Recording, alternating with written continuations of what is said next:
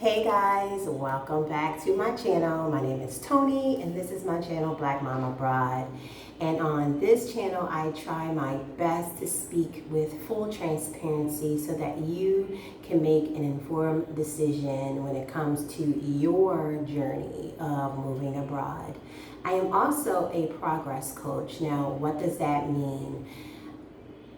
A lot of women, especially Black women, have a hard time celebrating the small steps that lead up to the biggest or bigger accomplishment.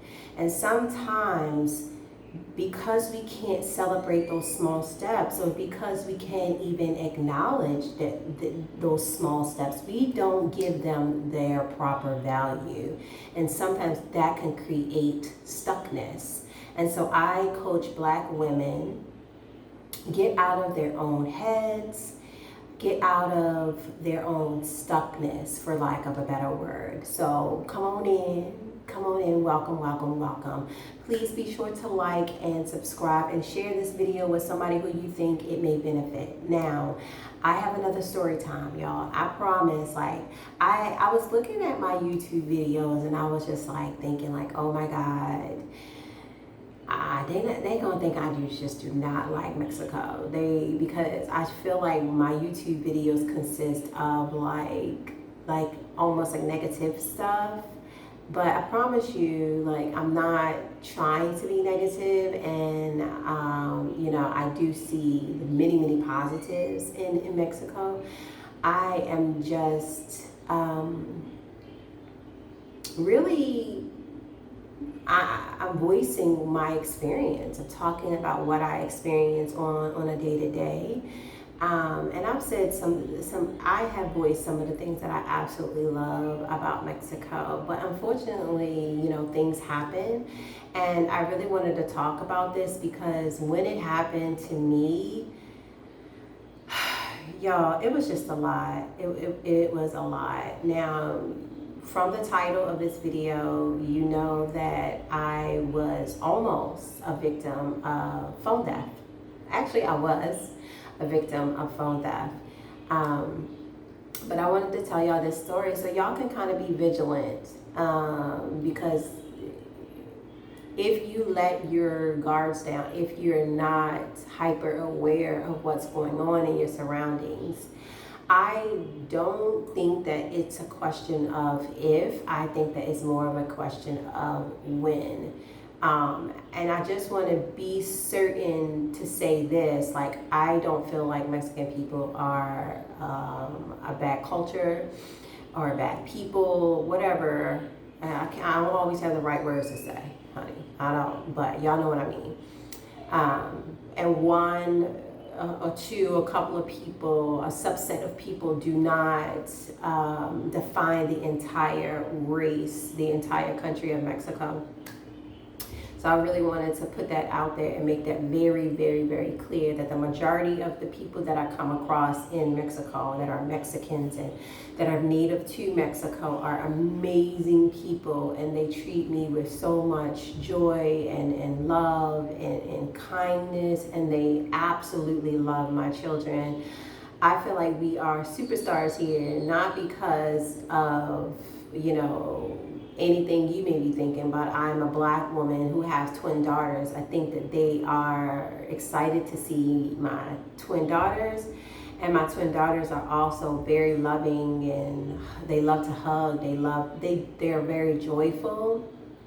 They are very emotional, aware children. And so, I just wanted to make that 100% clear.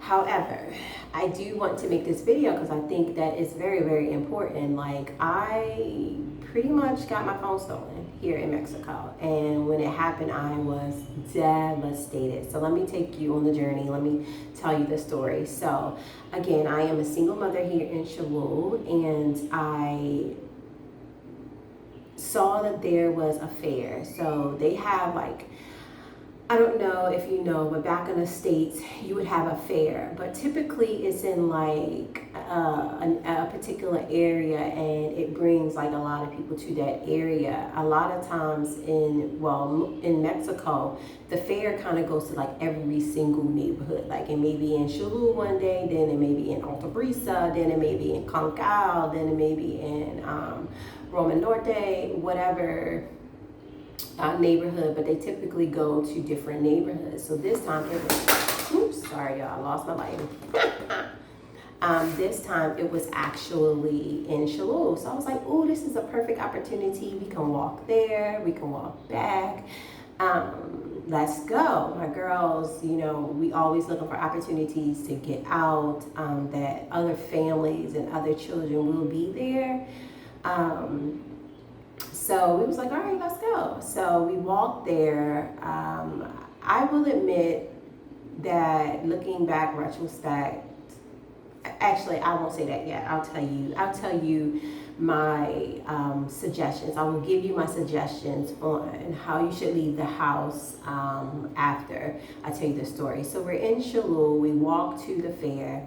Now the fair in Mexico, it's a neighborhood fair. There's no admission price to get in. You could just walk in, and there are vendors who have like street food, desserts, churros, whatever, you know, whatever you may want. They have fruit, you know, ice cream, helado, so they have it. So, and there's no like entry price. In the States, like you have to pay to get in the fair, and you have to pay to get on the rides. So we just paid to get in the fair. I will say one thing is that when you pay, you don't pay to get into the fair, but you pay for the rides. And one ride was like 80 pesos per person. Another one was 60. So, you know, you gotta be real careful because you think automatically, oh, it's not a lot of money. But when you getting on rides or getting on like any type of activity, you pay for it, it can add up. So just be mindful of that, because at the end of the thing, I was like, whoa, what did I, goodness. So there's that. But long story short, or short story long, whatever, the girls wanted to get on the bumper cars, right? And so because it's three of us, it's always like imbalance. Like either I get on with one of the girls or they get in together, and it's just always balanced. And I'm by myself, it's always unbalanced. So they wanted to get in the bumper car, so I let them get in together because it was only two per bumping car, 1 to 2 per bumping car. So I let them get in together. They was excited about doing it. I thought that they would be okay. I really wasn't worried because the most you can do is like get bumped. I made sure, like, you know, strapped them in as much as I could, and they were good. And then I got in another bumper car just so I can be there, make sure that nothing happens, that they don't try to get up or get out right in the middle of everybody kind of like in the ride. Well, my daughter Mila wanted to actually be the driver. When she got in, I kind of figured that, oh, this might be too much for her. She don't really like it. It wasn't that she didn't like getting bumped, because she loved that part. You know how kids don't really know how to maneuver the wheels, and bumper cars is not always easy. Like you gotta do a reverse, it's a lot of like moving the wheel, and it don't always make sense, especially to a child. So she was finding herself stuck in like, you know, the corner a lot. And she didn't feel like she was able to kind of like actually participate in the ride because most of her time was spent kind of getting stuck. So I tried to like walk them through it and encourage them the entire way through. But to be honest, she was crying. She didn't like it. And so at that point, I was on high alert, and I was just like ready to get off. But you can't, like, you gotta kind of just like ride the ride out, because if you take 2 cars away and there's only 3 other cars there, then they're gonna be playing bumper cars by themselves. So I tried to kind of be, mindful of that. And like I said, it wasn't like she was scared or anything like that. She just did not know how to do it and was kind of upset that she really could not participate in the way that she wanted to. But I say all that to say that I was 100% distracted, right? I was 100% distracted, and I must have taken my phone out my pouch, because I typically have a fanny pack. Argue with me? No, don't talk about my fanny pack, honey. I typically have a fanny pack, and for whatever reason, y'all, I don't even know why, but I took my phone out of my fanny pack and I must have set it on the seat. Right? I must have set it on the seat. So when I got out, when the ride was over, I immediately got up and got them out, tried to like wipe her tears. I left the ride and I walked probably about 10 feet and it was like, where's my phone? And then I looked in my fanny pack. I looked in another bag that I had, which was a problem because I typically don't. Well, I am bag lady. I'm trying to decrease that because I realize that the more stuff you have, the more stuff you have to keep up with. But the reason why I brought this extra bag is because it was at night, it was a little chilly, so I had their jackets, and then I don't be trying to pay for water. I pay for water here, so I don't want to buy water everywhere I go because we drink so much water. And so I always kind of keep, a water bottle with us. So I had that, but then I wanted to be cute and take my coffee cup too because I wanted some coffee. Girl, I was doing too much. So looking retrospect, it was like, girl, I know why you lost your phone, because you had 15,000 things in your hands and you shouldn't have. That's the reason. So, but when you know the moment when you lost your phone, you know the exact moment and you know the exact location. I was like, oh shoot, I left my phone, and I know I left it in that bumper car. So I went right back. Maybe a minute went past, maybe a minute and a half. It was so short of the time that he was still going through the cars, and nobody else had gotten on after us. There was not another group that had gotten on after us. So I asked him, I said, did you see your phone, telefono? And he said, huh? So he tried to act like he didn't speak English, which, okay, I get it. But he did speak English. I don't know to what degree, but he spoke enough English for us to converse when we first got on, right? He understood me pretty well. I understood him pretty well, right? And so I said, telefono, and I was like, did I leave my telephone here? He was like, oh, you can look in the bumper cars. Do you know which one? And I knew exactly which one, and it wasn't there. So that's when my alert went up, right? Quiet as it's kept, I saw him have a bulge like on the side of his jean pocket and on the back. Both of them looked like cell phones, but I kept that as like a mental note. I didn't want to come across like, you got my phone, I know you got my phone, give me my phone. I didn't want to do that because I just don't think that was going to yield results, although it kind of wound up getting to that route.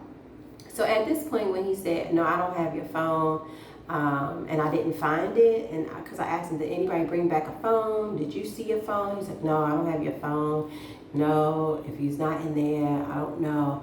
And so that was like a red alert for me. I was like, So y'all, I am devastated. I'm like, oh my God. I'm just thinking about all the information, all the important things that's in my phone, like my credit cards, like my access to money, my access to family, my access to information, my access to Spanish.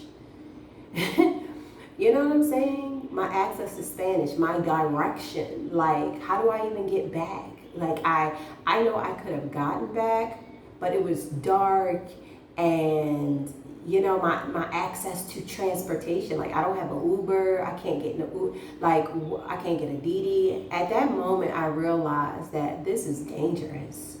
And not just the idea of me losing my phone, but the idea that my phone carries everything that is important to me. And I said, something has to change. Like, it's no way you lose your phone and you lose your life.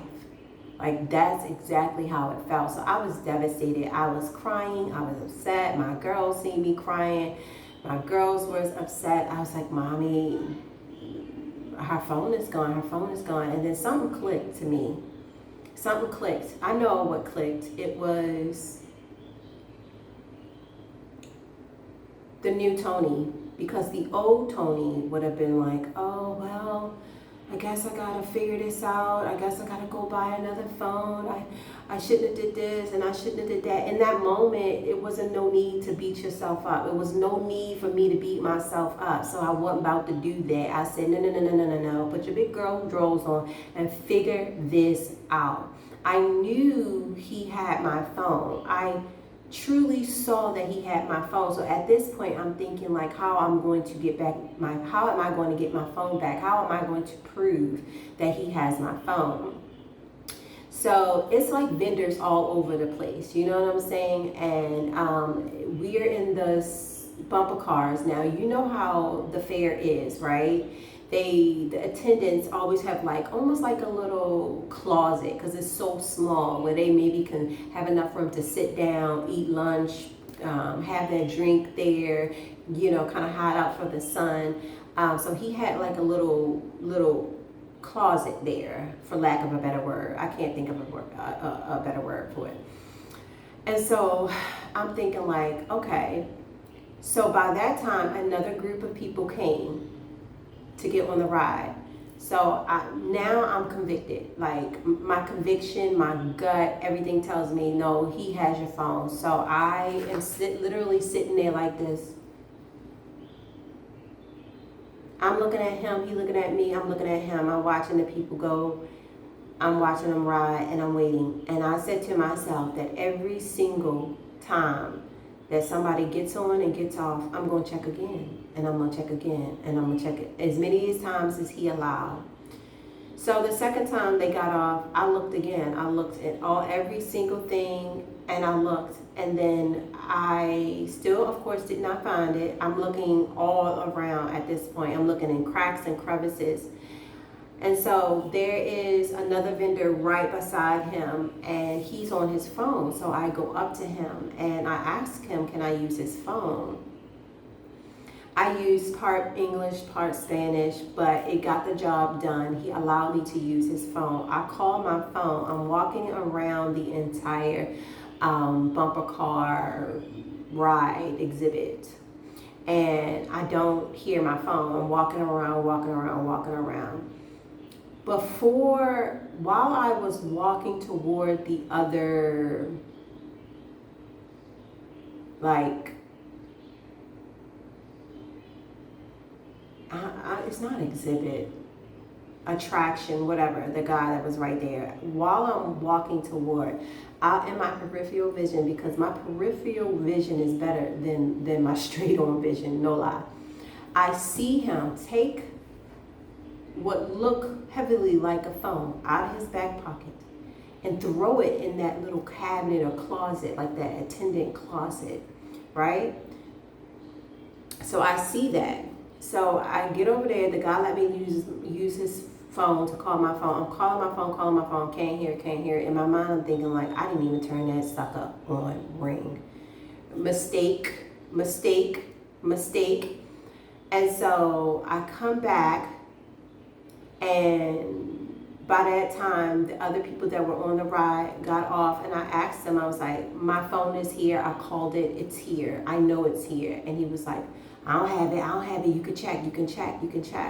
He started to get defensive. He started to get nervous. I saw the shift, and honestly, I am grateful that nothing bad happened to me or my children, because he didn't have to let me look. He didn't have to, like, he could have acted or reacted in a far different, like, he could have reacted way different, and my story could have been tragic, truly.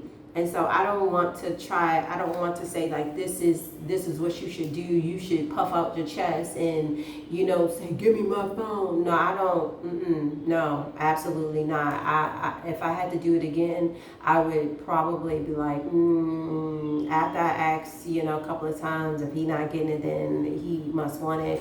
I don't know if I would have came so hard, because looking retrospect, it was pretty dangerous for me as a single woman. I think just a boo-boo. A boo-boo? Oh, was you picking it? No. Okay. All right, mommy's going to video. I'm almost done. Okay, take the water with you, please. Okay. Thank you. Yes, I do not advise that. But anyway, back to the story. I started to see him get worried and panic a little bit. So when I told him, I was like, my phone is here. While I'm doing this, there are there's families all around. There's children, there's mothers, there's fathers, and they see me. They don't understand the language. That's the thing, you don't have to speak the same language to know that somebody is in panic mode and that somebody lost something and that somebody needs help, right? That is the language of humanity, and you don't have to speak the same language for people to know that you're looking for something, you lost something that is of great value. So I'm looking for something. My children are sitting on this on this stone stoop, and I got one eye on them and one eye on him. And so I go back up to him, because in my mind I'm like, he has my phone. I at this point I saw you throw something in here, and I'm not leaving until I have my phone. And so I knew enough Spanish to tell him that I called the policia and that they were on their way. And he was like, you can check again. If you want to look in there, you can check. So I looked in this little cabinet, and I looked all over. It wasn't there. It wasn't there. I don't know if you know these little cabinets from these fair exhibits. They have they're kind of janky, right? The fair is janky, right? That's one of the things that's so fun about the fair, because you don't know if you're gonna live or die. You know what I'm saying? For real. You don't know if you're gonna get cut on a rusty needle, or nail, and then have to get a tetanus shot. You don't know. It's a possibility. And you take that risk because you want to have some good old neighborhood fun, right? So I'm looking in this cabinet, and it's nowhere to be found. Now I'm looking on the side of the cabinets, looking at the ground. And while I'm looking at the ground on the side of the cabinets, a family comes up and say, are you looking for this? And it's my phone, and it's covered in dirt. So he took my phone out of his back pocket and threw it on the ground, because like I said, there are a lot of little holes in that cabinet, right? It's a lot of little holes where you can just access the ground. And I was like, oh my God, thank you so much. Thank you so much. And I kept thanking him and thanking him and thanking him. And I grabbed my phone, and then I looked at the attendant for the bumper cars, and I was just like, I just looked at him. I didn't say not one word. I just looked at him. And I was just like, wow.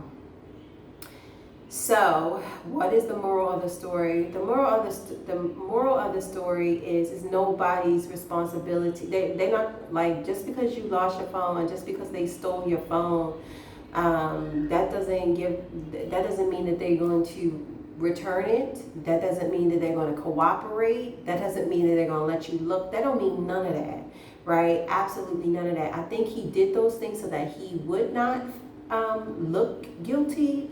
I think that if I had walked away the first time, he would have had my phone, and it would have been fine if I didn't come back as quickly as I did.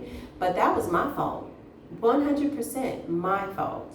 If you leave your phone somewhere, you can't expect, you would want someone to be honest, but you can't expect people to be honest because you left your phone. So here's a couple of things that help to shield you from possible phone theft.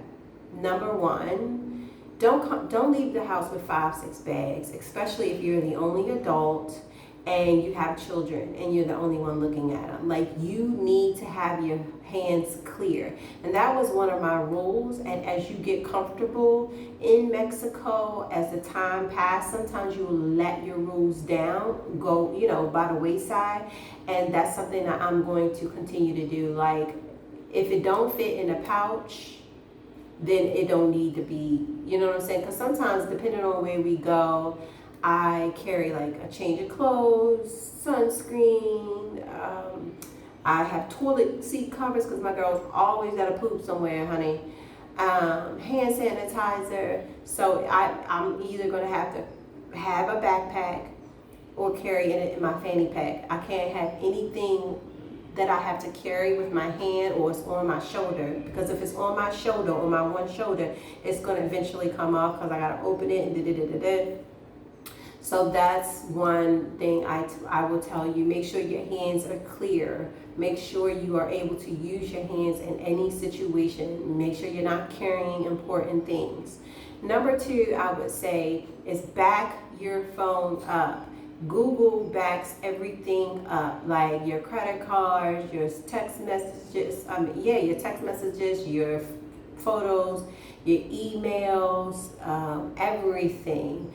Make sure you back everything up with Google, because if you lose your phone, the way that phones work these days is like you can't get into other things because your phone is the authenticator, right? And so make sure you back things up. Number three, or the third way, is it may be a good idea to just get a backup phone. It doesn't have to be as savvy. It doesn't have to be as expensive. It doesn't have to have as much storage, so to speak, but make sure that you have another phone. Maybe it can be with a Mexican number, that if you needed to make an 911 phone call, whatever, to your family, to your friends, whomever, that you can make that phone call to your phone. Because had I had another phone that could have called my phone, I would have realized it way quicker. You know what I'm saying? That leads me to my next thing. Make sure your phone is not on silent. When you leave the house, make sure you turn your phone on immediately. It's a good idea to just keep it on. My phone was on vibrate, and because it was on vibrate, I did not hear it. And that is a no. You know what I'm saying? Even if like somebody could be calling you and it could be an emergency and your phone on vibrate, you can't hear it. The next thing I would say is to not only have your phone on ring, make sure it is loud enough. Because sometimes we have it on ring, but it's on the lowest volume setting. Make sure you turn it all the way up, especially before you leave. And another good thing to do is put on a ringtone that you can actually identify, that is unique to you. I heard my ringtone that night 6 times. It's just a regular Android ringtone, and I heard it 6 times. There's no way I would have found my phone or been able to identify maybe the location of where it was, because number one, I'm at a loud fair. Number two, everybody got the same ringtone. So I think it's a good practice to switch your ringtone to be something that is uniquely you, a song that you know, your children's voice, mommy, pick up the phone, mommy, whatever. But I think that's a good idea to so that you can identify it quickly. Also, learn enough Spanish to be able to ask for help. Do you even know the Spanish word for help? Ayúdame.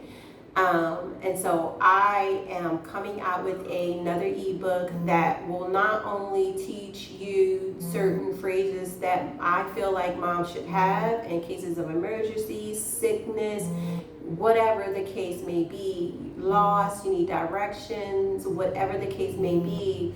Not only am I going to put the phrase in there, but I'm actually going to say it so that you know how to pronounce it. So stay tuned for that ebook. As the closer I get to finishing, I will let you know. But yeah, I knew very little Spanish to be able to ask someone to help me and can I use their phone. But if I didn't know that amount of Spanish, how am I going to use Google Translate? I don't have a phone. I ain't have a phone. So those are just some things that, you know, you should think of. I would say the next thing is, you know, follow your gut. What I did, I feel like looking back was very dangerous, to be honest. It didn't have to go the way that it did, but I knew in my gut that my phone was there and that he had it. And I was not gonna go without addressing him with my, you know, for my phone. I'm not about to fight over no phone. I'm not about to get into no trouble or any harm's way over a phone because it is just a phone. However, I knew in my heart, in my gut, that he had my phone and I was going to address him about it. I think that's it. I want y'all to share. Hold on, baby. I want y'all to share this video. Send it to anybody you think may benefit. Like, comment, let me know in the comments, you know, what you would have done differently, or if you have any. Mila, please, don't put that in my face. I said, wait. If you have any advice to, you know, for something like this happening, if you lose your phone, what your advice would be. All right, like I said again, my kid's about to bust this video up, so I'll talk to y'all later. Don't forget to subscribe right now, like the video, and share the video. All right, y'all, till next time, bye.